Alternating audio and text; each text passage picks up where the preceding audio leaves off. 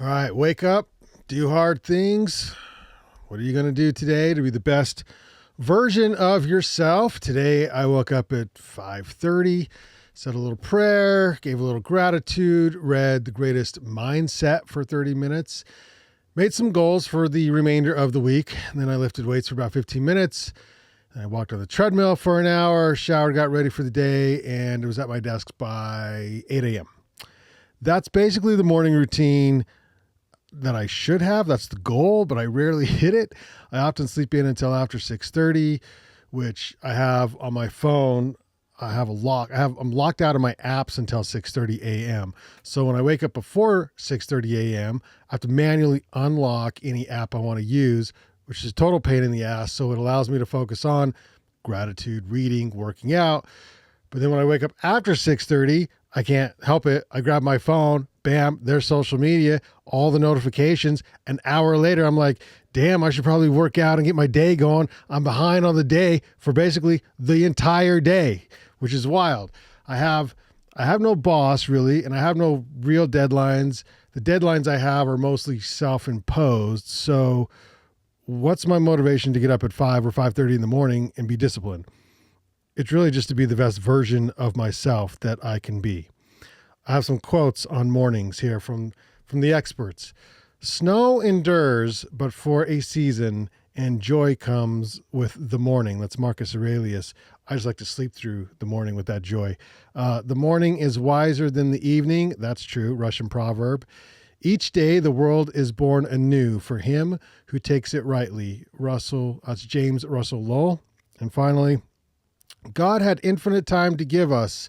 He cut it up into a near succession of new mornings, and with each, therefore, a new idea, new inventions, and new applications. Thank you, Ralph Waldo Emerson. So, Carpe diem, as poet Robert Herrick wrote, gather ye rosebuds while ye may, old time is still a-flying, and this same flower that smiles today, tomorrow will be dying. Welcome to the show. I'm your host, R. Brandon Long, and this is Ascent Life Live.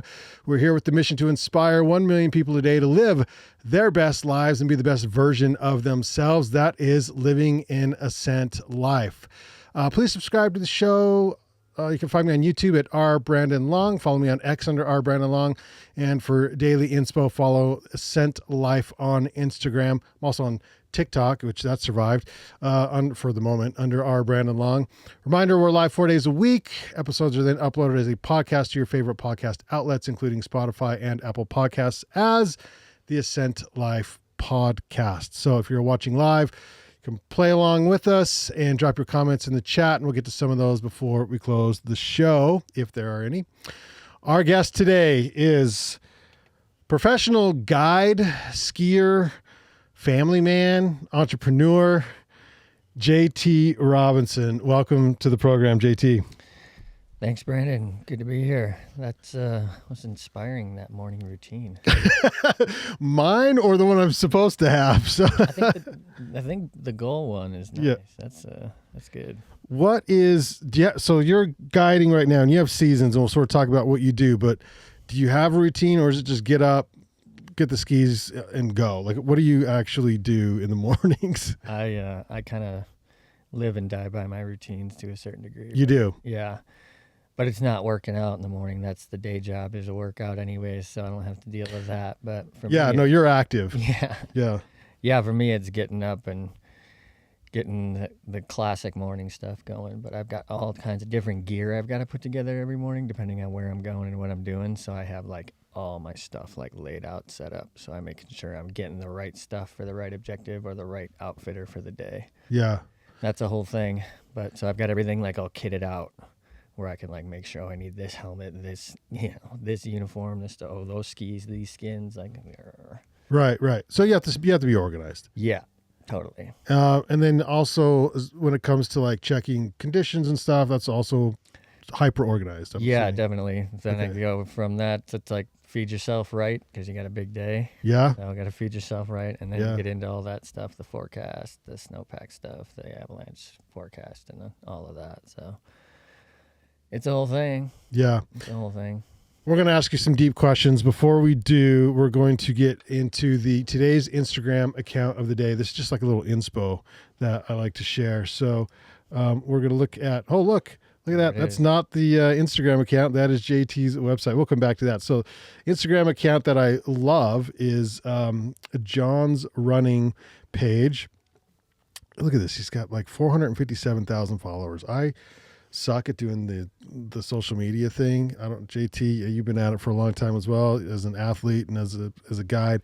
This guy's an athlete and crushes it. Now it's mostly or all black and white with text overlay of him running, like super simple, but the way his quotes are cool. It doesn't feel, I mean, it's definitely produced, but it doesn't feel overproduced. It feels very genuine and down to earth. I like his quotes. I repost them in my Ascent Life stories often because I just like what he has to say. I like his attitude and he's inspiring. And I'm not really a runner. In fact, I've finished marathons in the past, but I wouldn't consider myself really a runner, especially like this guy. I like this one. It just says coffee. But yeah, it's a great. So if you're looking for an inspiring account, this is an athlete's account. John's running, JONS running on Instagram. And then we've got this blog, JT, that hasn't been updated in a hot minute. Hatch Your Passion was when? What's the date on that? It was a while ago. Yeah. But sponsored by Volley, Fly Low, Crispy, Giant. And does that go back to athlete days, or is that just as far as guiding? That's athlete stuff. Okay. Yeah, it goes way back. Yeah. Instagram just became such a better way to update that the blog became like only like special stories. Yeah, but do you write long form on Instagram? No, and that's the difference. Yeah. The blog, I definitely go deeper, which obviously also takes time. So the busier I am, the less I get back to. Yeah, but the more you get to like think and get it out on paper or the internet or whatever. So yeah, I do like it. I wish I could do it more. Yeah, but routines, right? We routines. Build it into the routine. Build it into the routines. So as a athlete, or what do you call yourself? Do you say ex-athlete? I mean, you're still out there all the time. I'm just a crusty old ski guide now. Okay, crusty old ski guide. That's a fantastic. Does it say that on your business card? Because I wish it did. I often introduce myself that way at like courses and workshops. And stuff. Yes. I love it. Okay, so do you have crusty old ski guide, definite major purpose right now? What is your major purpose in life? Have you thought about that? Do you have one? Yeah, well, when you sent me that question, I had a day to think about it.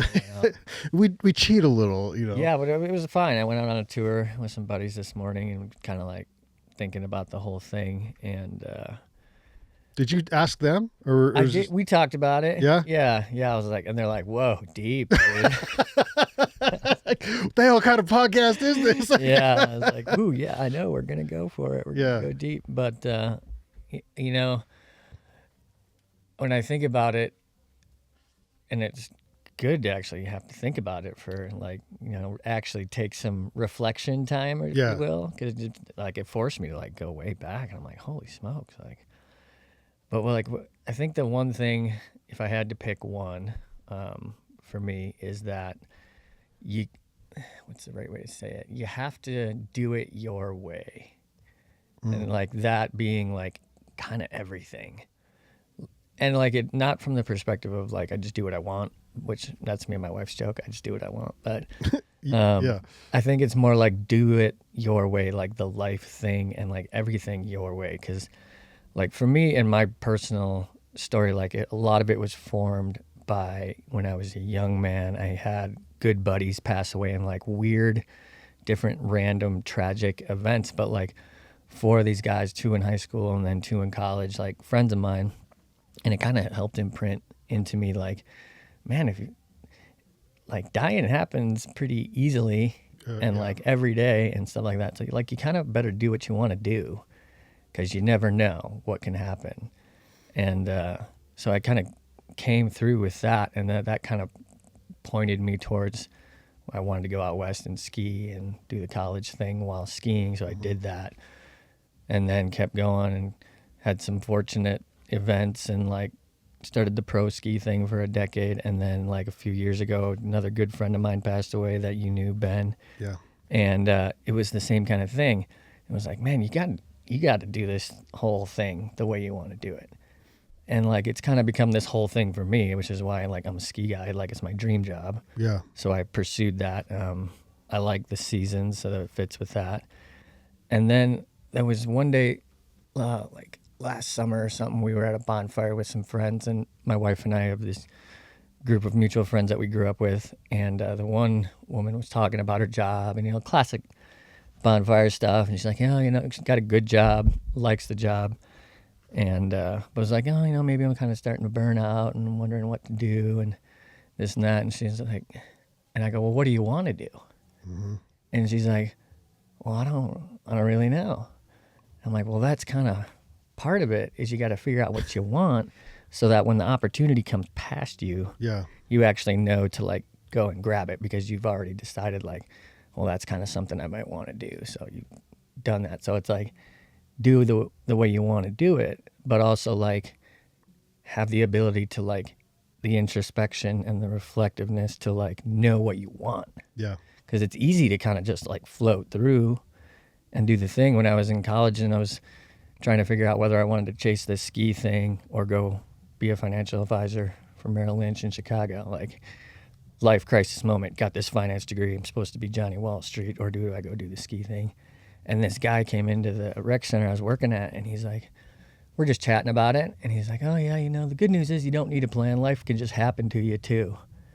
And he kind of like blew my hair back a little bit. It's like, Yeah. whoa. Yeah. Like if you're not intentional about it and you don't know what you want, you'll just live your life day to day, and like 30 years down the road be like, wow, I lived a life of complete lack of intention and just kind of ended up where I ended up. Yeah. And that happens a lot. And that's why I lead with the question, because I feel like maybe not enough people think about that. And they are just going through life doing the thing. And have they stopped to consider what their definite major purpose is?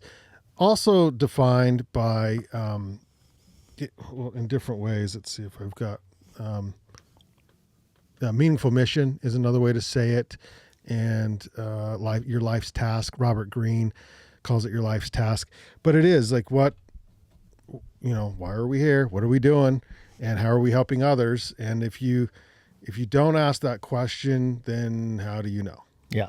And you just go through life and Yeah. Well, and I end think up where you end like, up. we get so busy Yeah. that oftentimes you don't have the opportunity to even like sit with yourself for a minute. Yeah. Think about that stuff. It's like, oh no, I got to be here and I got to go over there. Got to pick the kids up and then I got to get at this. And then... It's 100% how it happens, because I don't think you think about it in high school, right? No. And then you dive into college, and then you're busy partying or doing whatever, and then you might either get a job or a girlfriend or boyfriend, whatever, and you get married, start a family, and then that's it. That's you're concerned about all the things in the moment, and you sort of forget to have some perspective about, well, what am I actually doing? Yeah. And how am I contributing? Yeah, and responsibilities are powerful. So Yeah. it's like you have all these responsibilities, so it's like you get caught up in all of that. Forget to think about what you're actually doing. But you wanted to be, or I didn't know about the whole financial thing. That's pretty great, because the first guest on this particular show, Ascent Life, he is a financial planner, a good friend of mine. We used to rock climb together a long time ago. His name's Rex, and he started off with Merrill Lynch and worked with Merrill Lynch for a long time. Now he's moved on from them and works for Ameriprise. But that was probably had similar choices, like, do I do this or that? But he was very heady and wanted to make money, and so he went that way. What drove you into like, screw Wall Street?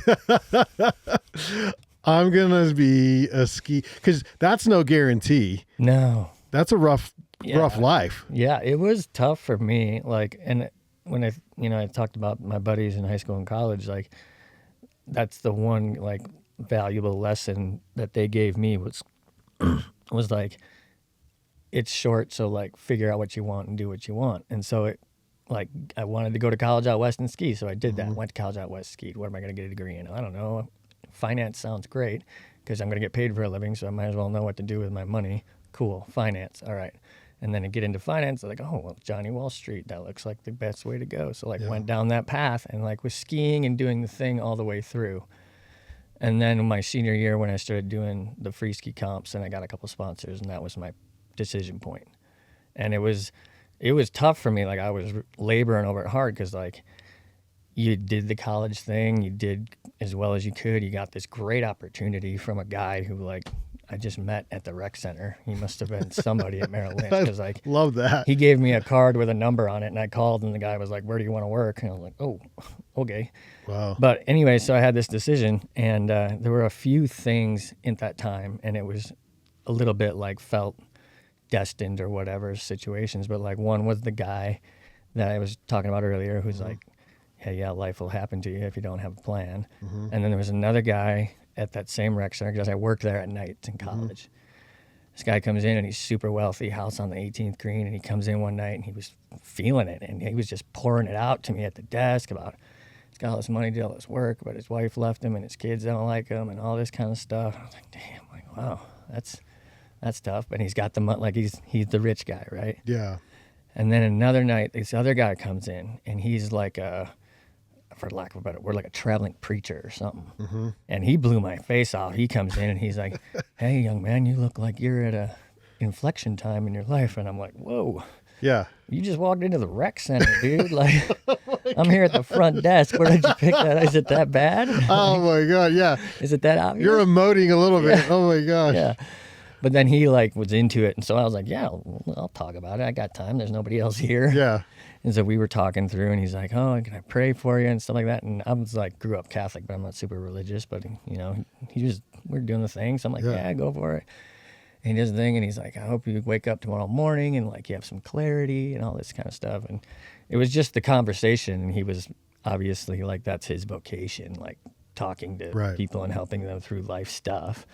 And so, like, between those three experiences and then, like, just weighing it all out and, like, you start thinking about it. It's like, man, there's, like, the dream path that is risky. Yeah. In variety of ways, especially a free skiing comp is risky in its nature, but, like, not taking the what can I guess would be considered the societal, like,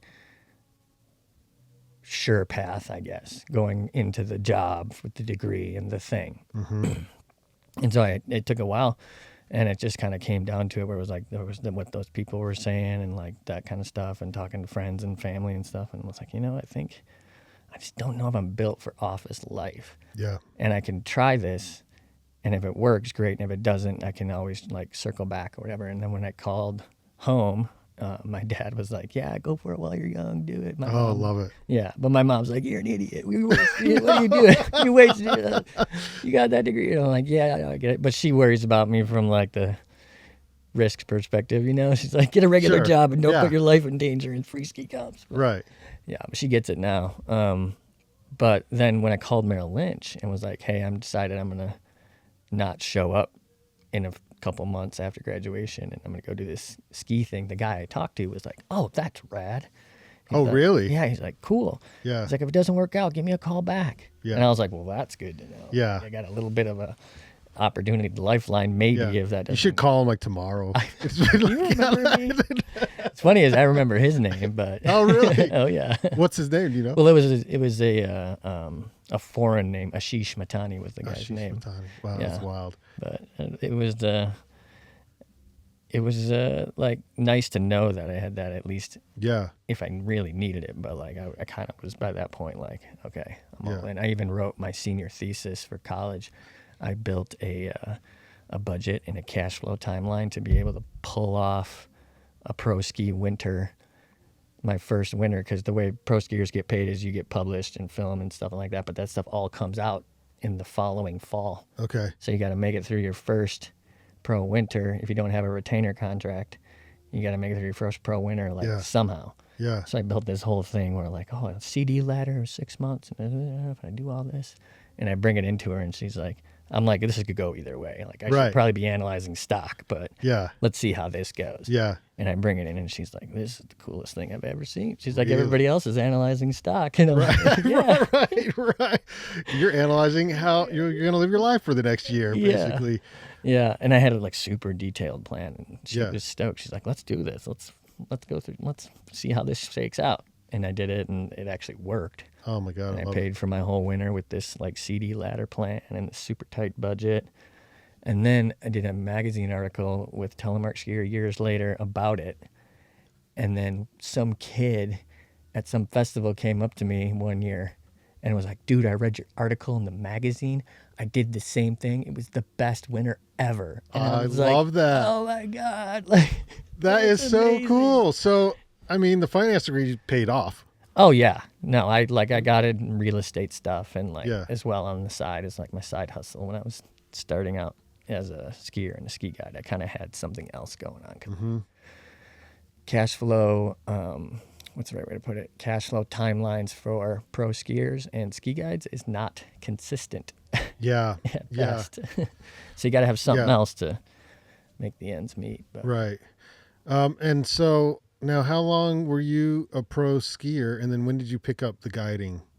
So after college, I started doing the comps and doing that whole thing, and it kind of took off and was a glorious decade of my life. From That's a like, long time. That's pretty good. yeah, I managed to pull off some years. I didn't have any real big injuries until right near the end. I did a big one, smoked my hip in 5 places and my L3 in my back. And landed that's on a not rock. good. No, it was not good. Jeez. 6 months on a couch, but 6 months. yeah, 4 months Ooh. in a clamshell on my back, and then 6 months on the couch. Is But this a cliff situation? yeah, I jumped Okay. a cliff and landed on a rock that was buried just under the snow. That like I knew it was in the area, but I was hoping I was going further right with this Lincoln Loop move. But yeah, anyways. So busted me we're up. lucky you're here. Yeah, right now. yeah. But that was a glorious decade of my life from like 23, 20-ish or whatever, 22, 23 till I was like 32 when my oldest son was born. I finally hung it up. But still young, relatively. I mean, Oh, yeah. 33's you can just start careers at 33. So. Yeah, totally. And like I saw after the injury, especially when I was like 28, I saw the kind of the light at the end of the tunnel and started getting the certifications I needed to transition into guiding, because it's a pretty natural transition. You do Yeah. a lot of the same stuff and you build off the same network that you had and stuff like that, and utilize a bit of the brand you've built, if you will, the transition into the guide thing. So by 32, Amos was born, and I was married by the time, and decided to hang him up and just become a ski guide after that. Been ski guiding ever since. Yeah, I've been ski guiding ever since. Now that's been the last like 12 or 15 years or whatever. But Yeah, and you are year round? in the summer, I build trails in Wisconsin right now. Okay. Yeah, so like probably when Amos got to be about school age, my wife and I are both from this little town in Wisconsin, and I guess like this is part of it too. He got to about school age, and Walt, our youngest son, was born, and my wife was starting to have to travel a decent amount for her work, and she was ascending in her promotions in her career, and my parents are in Wisconsin, her parents in Wisconsin. We grew up in the same small town. We'd known each other since 3rd grade. And it was a point Since where- 3rd grade. That's Yeah, amazing. yeah, I we- love it. we went Wow. to Catholic's catechism classes together. Together. Oh my God, that's great. Oh, it gets worse. We were both the shortest kids in the class, so we walked down communion aisle together, and there's that picture. And then when we got married, we went back to the same Catholic church and got married on the same aisle. That's And awesome. yeah, it was the Oh, whole and you thing. have those pictures still? Oh yeah, it's all there. Yeah. That's the coolest thing. Yeah, but so she basically at one point, and in the middle of all this too, our oldest Amos was a leukemia survivor when he was 8 months my old God. to like basically 2 years dealing with that. Yeah. And so we got through that here, and then when he got to school age, we're like, hey, we could probably use some help, grandmas, grandpas, Yep. the kids, and the whole village thing. And so we decided like 5-ish years ago to move back. Mm-hmm. Because now we live in our little hometown with all the aunts and the uncles and the family and the whole thing. And then I just come out for 5 months for ski guiding now for the last 5 years, which is tested that whole mindset of mine of like, got to do it the way you want to do it. Because now like we have this very weird lifestyle where like dad's gone for 5 months out of the year. Yeah. You're on deployment essentially. in a sense. And I see them like every 4 weeks, roughly, is how we've worked it out. But we have a very different kind of life. My wife travels a lot, and so my kids spend a lot of time with my parents and her parents and all of that. And so it's a kind of a different kind of lifestyle. And it does require sacrifices on behalf of everyone in my family, like my kids, my wife, my parents, her, like all these people. And when we moved back, we had these conversations with them. It's like, look, we have this weird lifestyle. I do what I do. My wife is becoming a very successful ESG accountant in like that world and like flying all over. And like we need help and we need you guys. And we could stay in Utah and do this because we have friends and community there. But like we kind of want you, our parents. Yeah. So we're here to do it here with your help. And so it's kind of this whole conversation we had with all of them at one point, like, we're coming here for this. So like, can you help us with the kids and do the thing in the whole village? And they were like, of course, you know, they're all about it. My parents are over the moon. Oh, that's awesome. And so like, we have this unconventional lifestyle now that requires all this from all these people in my sphere. And so then I'm really tested, like with the ski guiding thing, especially like, is this really what you want to do? Because you have to give up or sacrifice all these other things to like do that now.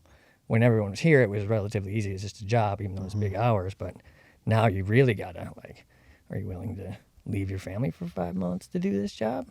That's a big ask. Oh yeah, it's huge. And like I go back and forth like different moments. Like, oh, I wish I could just be a plumber.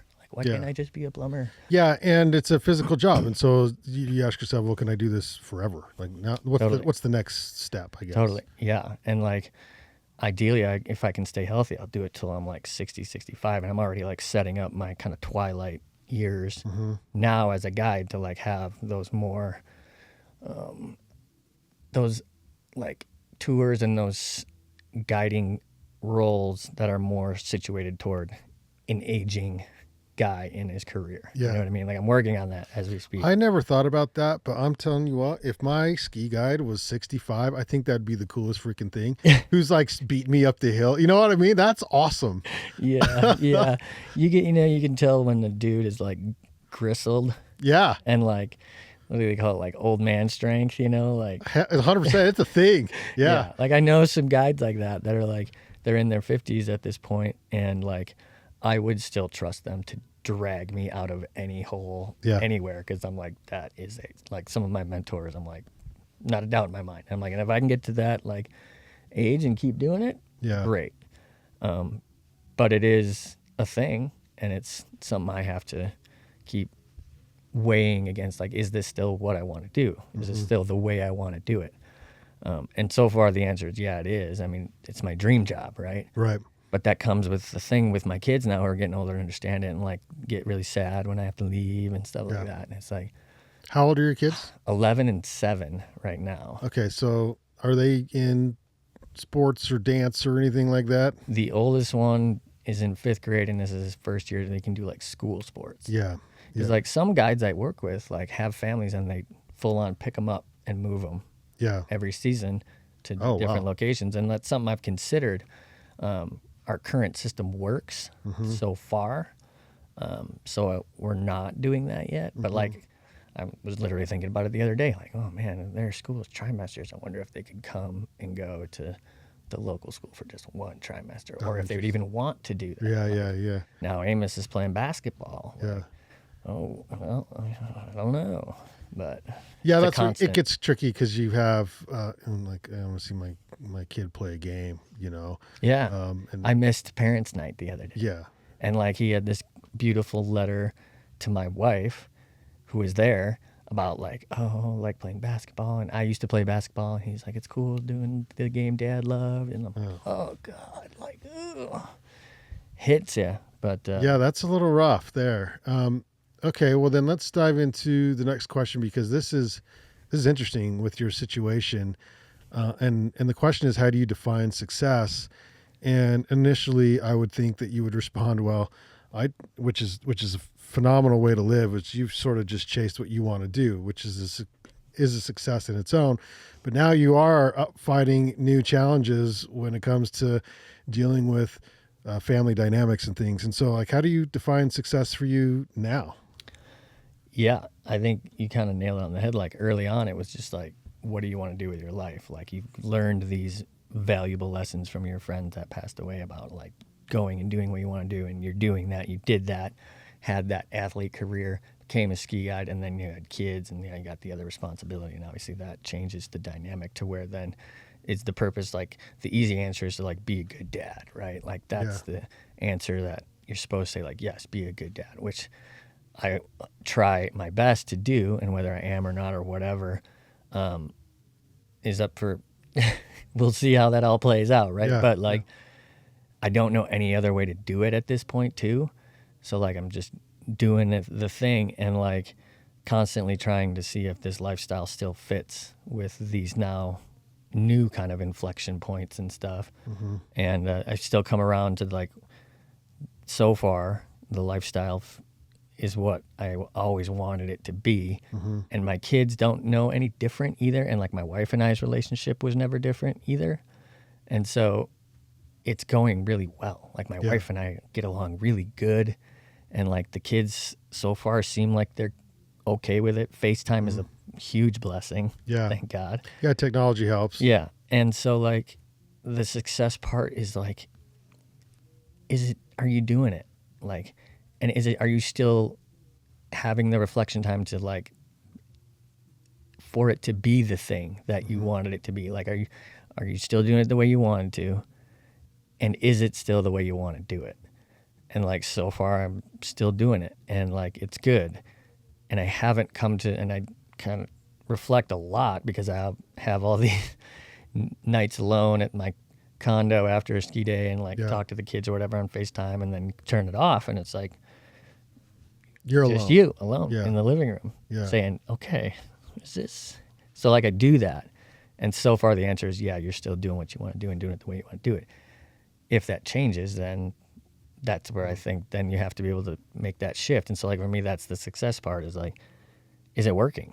Mm-hmm. And is everybody that's involved happy with the situation? Mm-hmm. My parents are over the moon stoked. My wife's parents like love our kids. Yeah. Like it's great. And like it's working. We're building a house. My wife's career is going through the roof and like everything in my life is fantastic.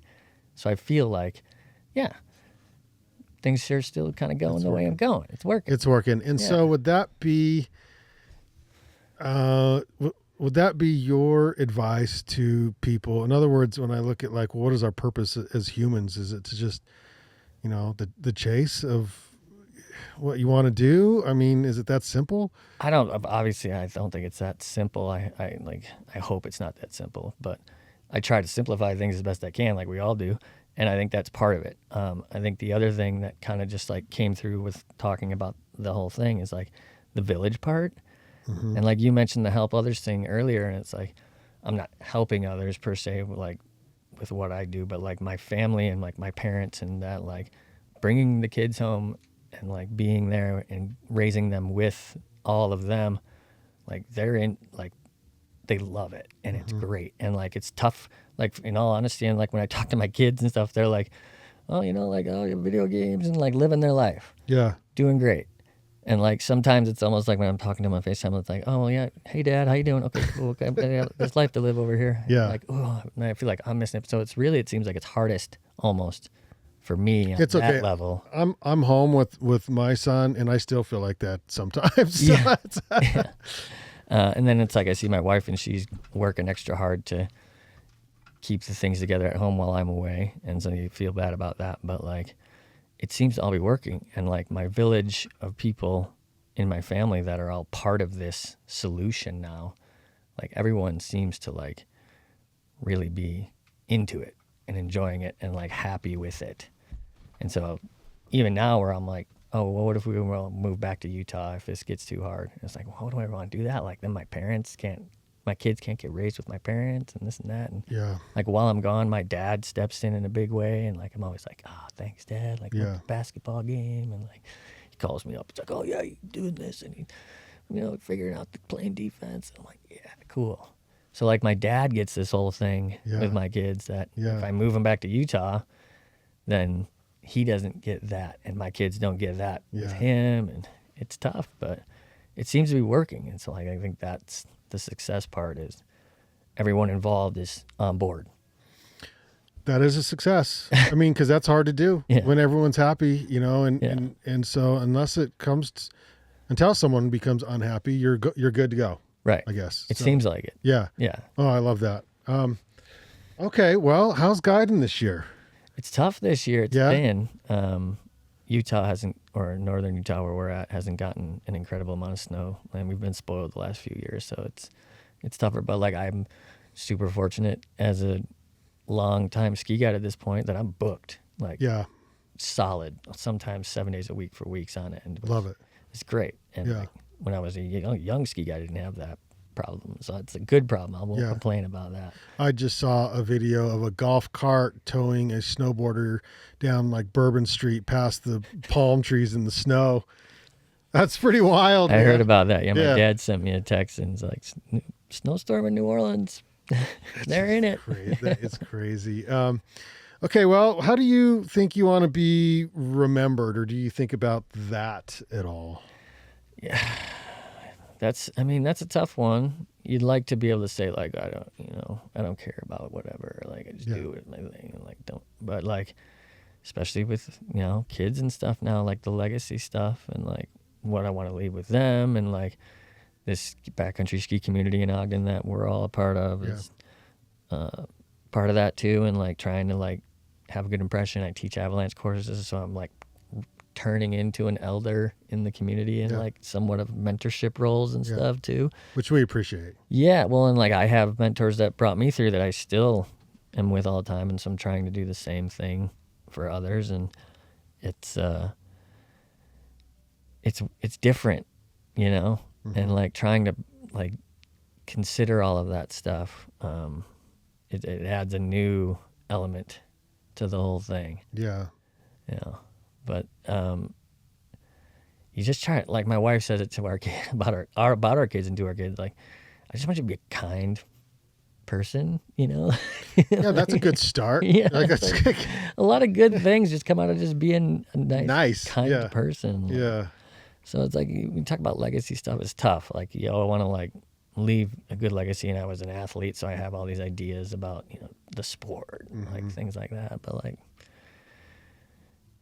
Well, did you get out right before social media was a must, or were you Yeah. kind of in it still? I was like right in that transition period, Uh-huh. which was a weird place to be. And like now, obviously, it's the thing, and so like I'm always working it Yeah. and like selling what I do because that's the best sales tool we have nowadays. So Yeah, an audience. yeah, I use it a lot, but like I think you're probably in that same generation of like we didn't have it when we were kids, Yep. and like then we learned to use it, and it's definitely part of the world now. Yeah. And so I feel blessed to a certain degree to have that perspective Yeah. from as a kid, and like not as reliant on it, but it's becoming more and more and more a huge part of everything I do. Even though I'm like, oh, I'm a ski guide. It's like, yeah, I have to be constantly telling everybody that I'm a ski guide and they can hire me to do this Yeah. for them. Like, Yeah. gotta work And you it. use social media for that? Oh yeah, Yeah. Okay. yeah. My athlete days, that was my actual best skill set of all of it. Like one guy told me early, and he's like, look, skiing, everybody's a good skier. We were at Alta for a conference thing, and he's like, everybody here is a good skier. He's like, look around. There's probably skiers here that are better than these pro guys, but you have to sell skis and gear and advertise, and like Yeah. people would call that selling out, but like guess what? That's the job. You got to part. sell. Yeah, that's Yeah. the job part. Yeah. Skiing is skiing. The job part is making sure that this gear gets sold. Yeah. And so I became good at that. And Mm-hmm. right when social media started coming in, I like latched onto that and like worked that whole scene for years Mm-hmm. with my athlete filming photo and all that stuff.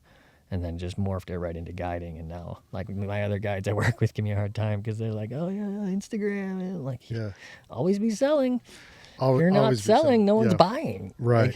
Like, Right. you got. And I'm learning that as a podcaster, and I was just hoping, I could just YouTube would pay me or something. Right. No, I've got to go sell and get sponsorships and do the things. And Yeah. I hate that. It's Yeah, the it worst feels part of weird. the job. Yeah, but it's part of the job. Part of and the if job. you like, especially for me with ski guiding and at the athlete days, like if you wanted to do that job, which is the way I wanted to do it, that's part of the job. So Yeah. learn how to do it.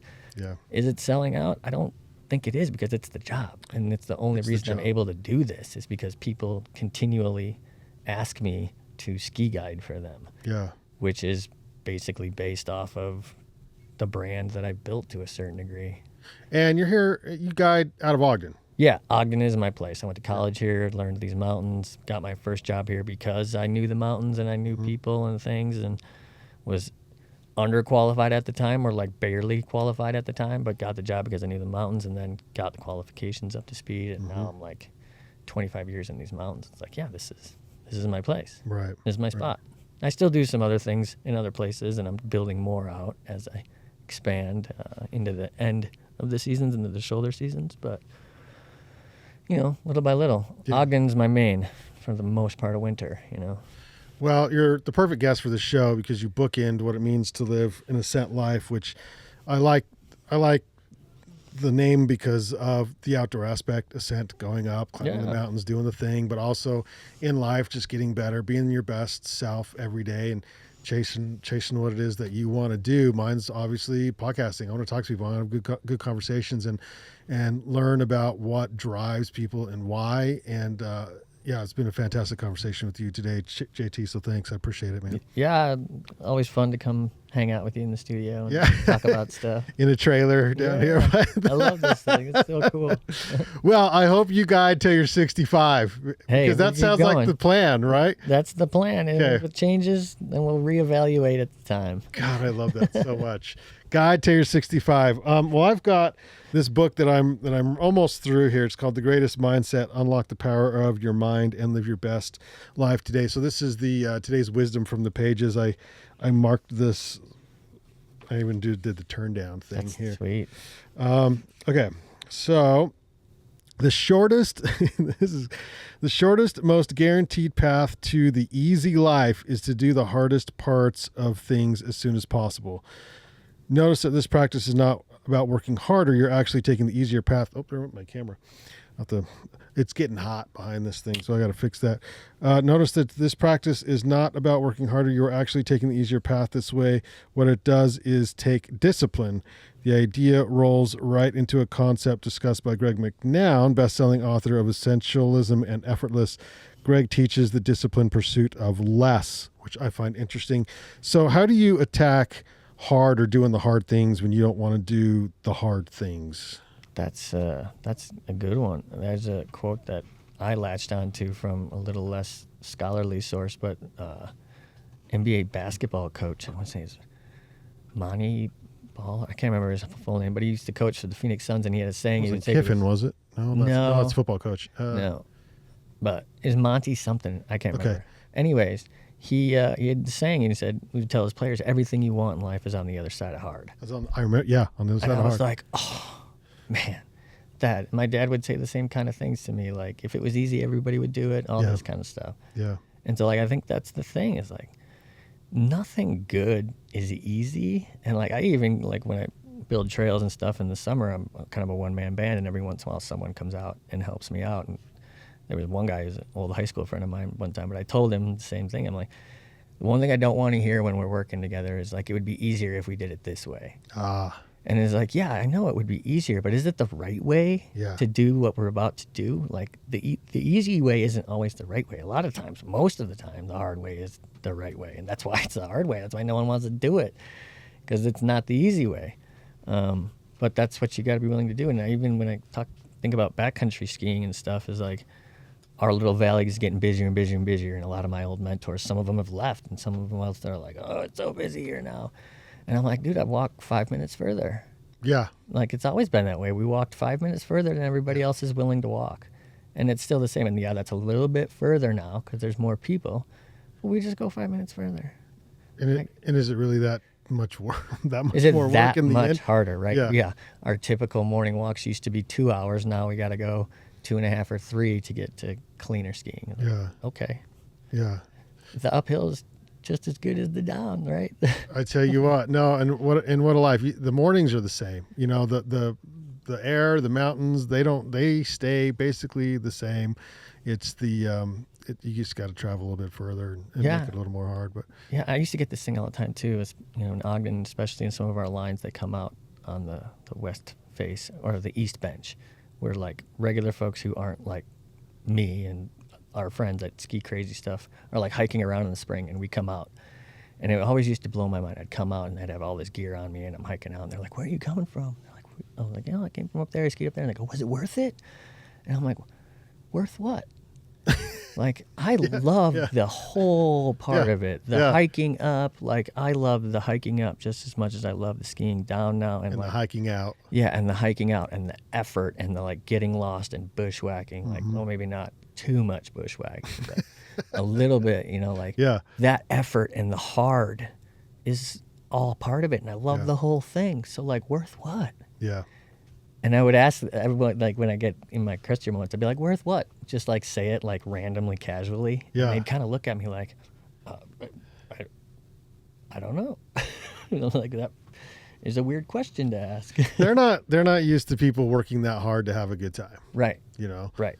Like, the effort is, like, the penance for the reward. It's always like, well, I like the effort just as much as the reward. So are they both? Is the whole experience the reward? For me, yeah. Yeah, and that's when you know you don't love it that much, is if you do feel like this is not worth it. And then, no, then for you it's not. Right. If you have to ask that question, you're probably not the kind of person that's into that type of stuff. Right. Like, I don't want to get up that early for crying out loud and do the thing. You're like, well, this probably isn't for you. So yeah. Well, thanks so much for your time, JT. You can visit JT's blog that he doesn't update. But what's your Instagram? Instagram is J.T_Robinson. Yeah. Basically just JT Robinson. JT Robinson. If you type JT Robinson skier into Google, you can find everything you never wanted to know about me from like my 20s on. Like, no shortage of internet presence. No. Lives forever, by the way. Yeah, there's your legacy, away. right? Yeah, there's your legacy. Thanks for tuning into this episode of Ascent Live Live. We'll be back tomorrow with guest real estate broker and amateur bodybuilder of all things, Peyton Anderson. If you made it this far in the program, please subscribe on YouTube at R. Brandon Long, or go to the Ascent Life podcast on your favorite podcast app. Follow me on X at R. Brandon Long. And for your daily dose of visual inspiration, follow us on Ascent Life on Instagram. Thank you for joining me on this journey as we all learn how to level up and become the best version of ourselves. No wasted ability. We'll catch you tomorrow right here on Ascent Life. Cheers, everybody. All right. Nice.